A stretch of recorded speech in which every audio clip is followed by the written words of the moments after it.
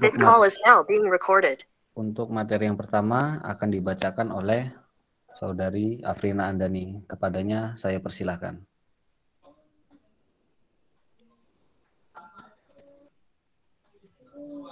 Yang pertama ada pengertian agama. Kata agama dikenal dengan kata din dari bahasa Arab dan kata religi dari bahasa Eropa. Agama berasal dari kata Sanskrit. Dalam berbagai sumber, kata agama dari arti tidak kacau atau teratur. Maksudnya, orang yang beragama memiliki pedoman yang dapat membuat hidupnya teratur dan tidak kacau. Pengertian agama juga dikemukakan oleh beberapa tokoh.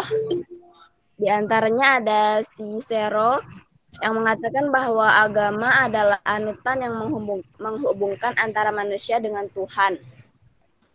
Kemudian ada Immanuel Kant mengatakan bahwa agama adalah perasaan berkewajiban melaksanakan perintah-perintah Tuhan. Yang ketiga ada Tyler menyatakan bahwa agama adalah keyakinan tentang adanya makhluk spiritual atau roh-roh. Yang kedua ada pengertian dari masyarakat.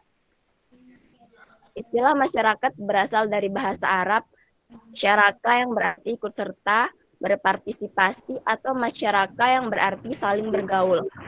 Dalam bahasa Inggris digunakan istilah society yang berasal dari kata lain socius berarti kawan.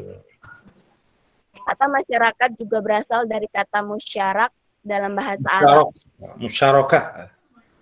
Musyarakah dari bahasa Arab yang artinya berkumpul bersama.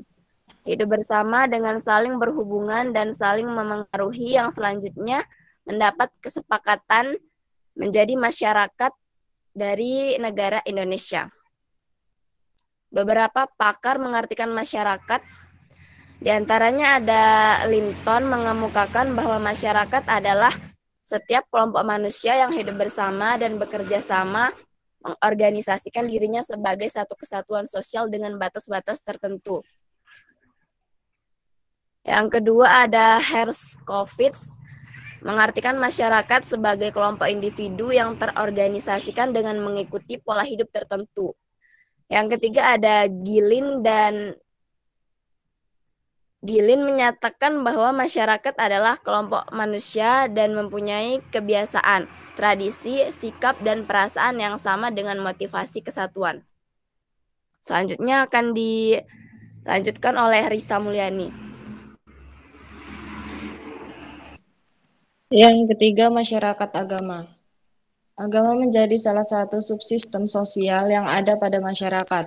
Tentu dalam konteks ini, agama mempunyai peranan yang sangat penting dalam tatanan interaksi sosial kehidupan masyarakat. Sebagai satu subsistem sosial, agama pada kenyataannya hingga saat ini eksis dan memiliki tempat yang cukup signifikan dalam mendorong terwujudnya keserasian sosial. Yang selanjutnya, agama memiliki beberapa fungsi dalam masyarakat seperti yang dikemukakan oleh Thomas F. Oden menuliskan ada 6 fungsi agama. Yang pertama, sebagai pendukung, pelipur lara, dan perekonsiliasi. Yang kedua ada sarana hubungan transidental melalui pemujaan dan upacara ibadah. Yang ketiga ada penguat norma-norma dan nilai-nilai yang sudah ada.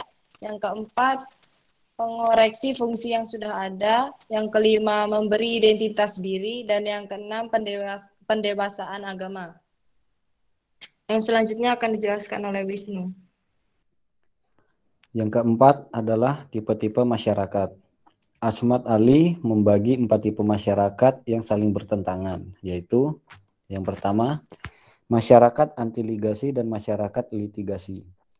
Jalur litigasi adalah penyelesaian masalah hukum melalui jalur pengadilan. Umumnya, pelaksanaan gugatan disebut litigasi, sedangkan anti-ligasi adalah menyelesaikan masalah hukum di luar pengadilan. Jalur non-litigasi ini dikenal dengan penyelesaian sengketa alternatif. Yang kedua, masyarakat konsensus dan masyarakat konflik. Masyarakat konsensus berarti masyarakat yang dalam membuat kesepakatan harus disetujui secara bersama-sama baik antar kelompok atau individu setelah adanya perdebatan dan penelitian yang dilakukan secara bersama untuk mendapatkan keputusan. Sedangkan masyarakat konflik, menurut Takwiri dalam Newstrom dan Davis, konflik merupakan warisan kehidupan sosial yang boleh berlaku dalam berbagai keadaan akibat dari bangkitnya ketidaksetujuan. Kontroversi dan pertentangan dalam kedua pihak atau lebih pihak secara berterusan. Dengan kata lain bahwa konflik adalah gejala umum yang terjadi dalam kehidupan bermasyarakat yang diakibatkan oleh adanya perbedaan dari dua pihak atau lebih. Yang ketiga, masyarakat didominasi oleh hukum dan masyarakat didominasi oleh kultur. Masyarakat didominasi oleh hukum dan kultur, adapun pengertian masyarakat hukum adalah segala bidang diatur oleh hukum, sedangkan kultur adalah menjunjung nilai-nilai yang hidup di lingkungannya. Yang keempat, masyarakat sederhana dan masyarakat kompleks. Masyarakat sederhana merupakan masyarakat yang tidak rumit. Keterikatan emosional antara masyarakat sangat tinggi sehingga tercipta kerukunan dan interaksi sosial yang sangat tinggi. Masyarakat kompleks adalah masyarakat yang berkembang seiring dengan perkembangan zaman. Di dalam masyarakat ini, sensitivitas emosional antara masyarakat sangat kurang sehingga tercipta sifat individualis dan mementingkan diri sendiri. 5. Masyarakat dan dialektika sosial. Dalam Kamus Besar Bahasa Indonesia, secara etimologi, dialektika mempunyai arti sebagai cara untuk menyelidiki suatu masalah dengan nalar dan bahasa.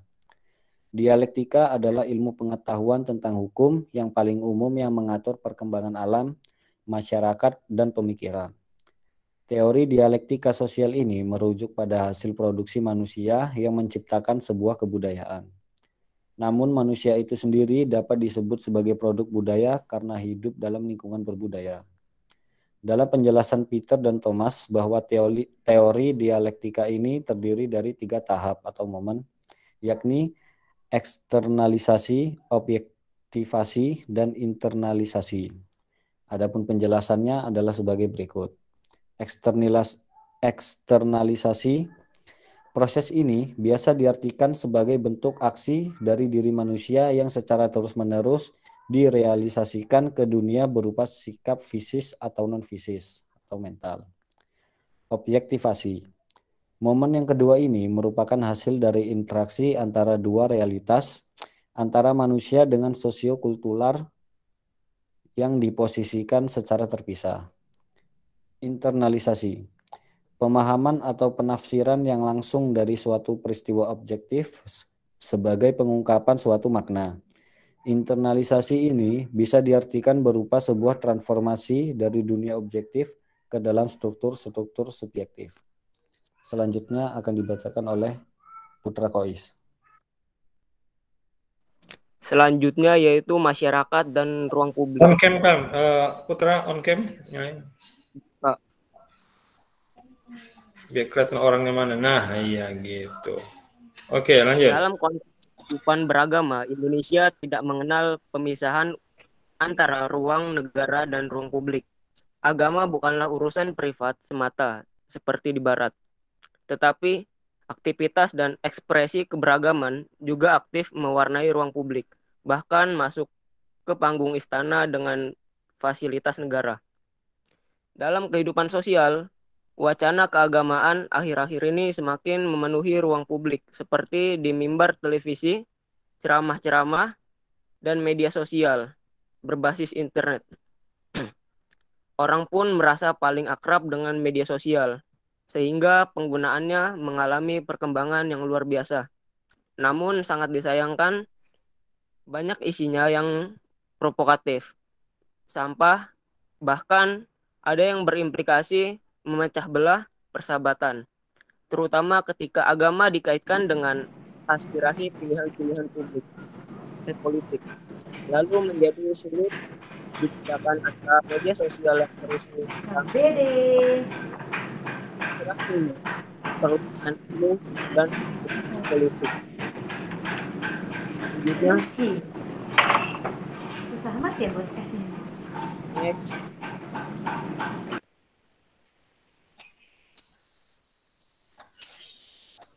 Selanjutnya yaitu elit agama dan perspektif fungsional. Istilah elit berasal dari kata eliger yang berarti memilih dalam perkataan biasa. Kata eliger berarti bagian yang menjadi pilihan atau bunga suatu bangsa, budaya, kelompok usia, dan juga orang-orang yang menduduki posisi sosial yang tinggi. Kelompok elit biasanya juga diidentifikasi sebagai anggota-anggota kelompok kecil dari suatu masyarakat yang dihormati, disegani, kaya, dan mempunyai kekuasaan. Mereka adalah kelompok minoritas superioritas pada tingkat atas dari susunan masyarakat yang memiliki kemampuan untuk mengontrol kegiatan ekonomi dan dalam beberapa hal mempunyai pengaruh dalam proses pengambilan keputusan. Next. Elit agama atau ulama adalah yang menguasai bidang-bidang yang secara konvensional disebut bidang agama, seperti fikih, kalam, dan falsafah. Singkatnya, apabila membicarakan tentang elit pada komunitas agama, maka yang muncul adalah kiai, nyai, ajengan, tuan guru, bagus atau gus, binder, lora, ning, syekh, habib, ustadz, dan lain sebagainya. Selanjutnya itu perspektif fungsional, melihat masyarakat sebagai suatu jaringan kelompok yang bekerja sama secara terorganisir, teratur, dan bernilai yang dianut sebagai masyarakat tersebut. Masyarakat dilihat sebagai suatu sistem yang stabil dengan suatu kecenderungan menjaga kestabilan dan keseimbangan. Selanjutnya, menurut Talcott Parsons, teori struktural fungsional ini adalah bagian dari keseimbangan dalam lembaga sosial yang ia akui keberadaannya dan diketahui publik. Jika mampu menjalankan fungsinya dengan baik, sementara itu Robert Camerton menjelaskan banyak hal berkaitan dengan kelompok sosial. Merton menyatakan struktur fungsional dalam kehidupan sosial akan hubungan dalam bermasyarakat. Berdasarkan pandangan-pandangan dari teori struktural fungsional, menjadi jelas bahwa masyarakat adalah komponen dari organisme yang mencari kehidupan yang tentram dan damai, serta komponen tersebut ingin memiliki kehidupan yang lebih baik secara bersama-sama ataupun berkelompok. Selanjutnya saya kembalikan ke moderator.